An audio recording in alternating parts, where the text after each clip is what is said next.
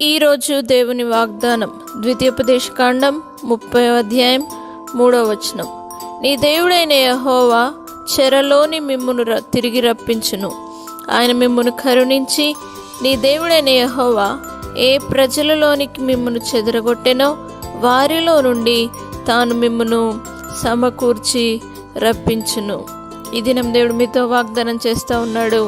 దేవుడైన యెహోవా చెరలో నుండి మిమ్మల్ని రప్పించి ఎక్కడైతే మీరు అవమానించబడ్డారో, ఎక్కడైతే మీరు చెదరగొట్టబడ్డారో దేవుడు అక్కడనే మిమ్మల్ని సమకూర్చి రప్పించబోతా ఉన్నాడు.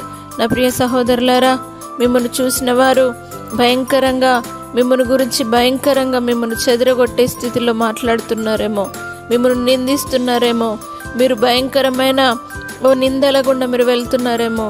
ఈరోజు దేవుడు మీతో వాగ్దానం చేస్తూ ఉన్నాడు. ఎక్కడైతే మీరు చెదరగొట్టబడ్డారో అక్కడనే దేవుడు మిమ్మల్ని తిరిగి సమకూర్చి ఆ చెరలో నుండి విడిపించి ఆశీర్వదించి తన కరుణను మీకు అనుగ్రహించి కాపాడునుగాక. ప్రార్థన. పరిశుద్ధాత్మ దేవానికి వందనాలు చెల్లిస్తున్నాం. దేవానికి స్తోత్రం.